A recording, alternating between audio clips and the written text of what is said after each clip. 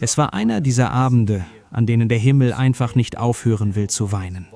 Regen peitschte gegen die Windschutzscheiben, der Asphalt glänzte wie schwarzes Glas und die Scheinwerfer der Autos schnitten helle, flackernde Bahnen durch die Dunkelheit. Irgendwo im nördlichen Waldgebiet Polens, fernab von Städten, verließ ein junger Wolf sein Rudel.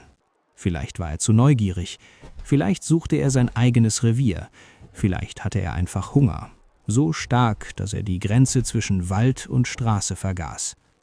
Und dann, in einem Augenblick, der alles veränderte, sprang er auf die Landstraße. Genau in dem Moment, als ein Lieferwagen mit überhöhter Geschwindigkeit vorbeiraste. Es gab keinen Aufprall, den man hören konnte, nur ein leises, ersticktes Jaulen und dann Stille. Der Wagen hielt nicht an, nicht einmal kurz.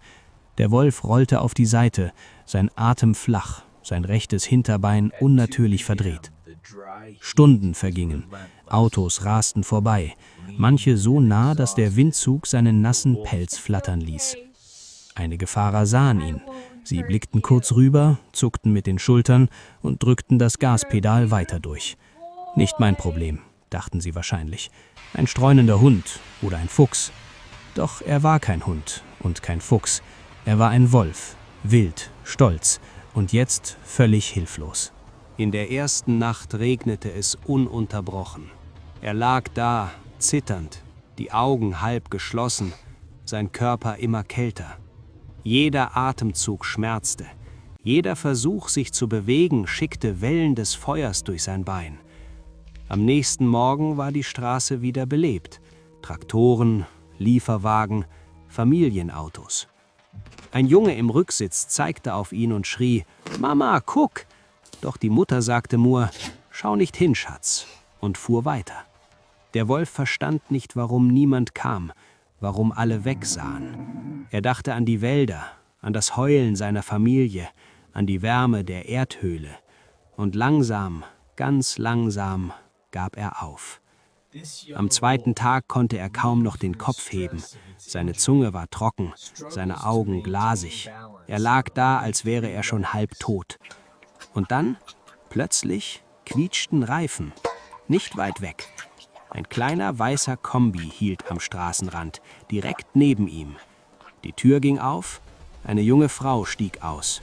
Keine Uniform, kein Schild, nur eine abgenutzte braune Jacke, lange Haare, die im Regen klebten, und ruhige, klare Augen. Sie kniete sich hin, ohne Zögern, ohne Angst.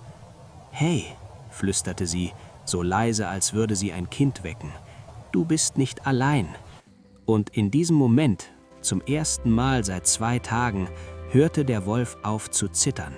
Nicht vor Kälte, sondern vor Erleichterung. Vorsichtig, als würde sie eine zerbrechliche Schale anfassen, hob sie ihn auf. Sein Körper war so leicht, fast zu leicht. Sie wickelte ihn in ihre eigene Jacke, legte ihn auf die Rückbank, schaltete die Heizung ein.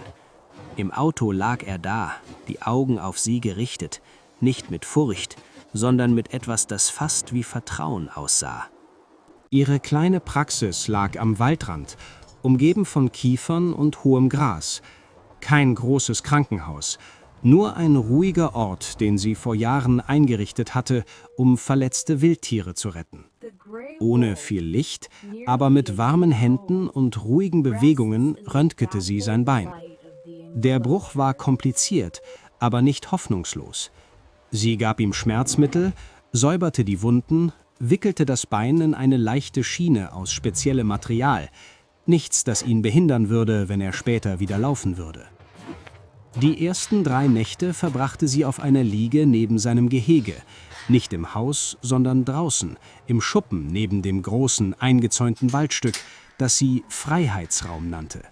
Kein Käfig, keine Gitter, nur ein hoher Zaun, durch den der Wind und der Geruch der Bäume strömten.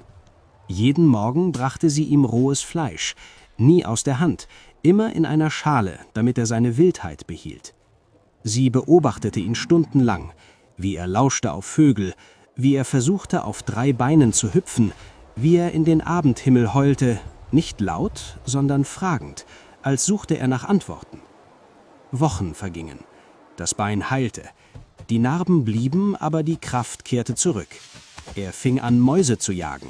Erst zögerlich, dann mit der alten Präzision. Eines Abends sah sie, wie er am Zaun stand, den Kopf in den Wind gestreckt, die Ohren gespitzt, nicht auf ihre Stimme, sondern auf etwas jenseits der Bäume. Sie wusste, die Zeit war gekommen.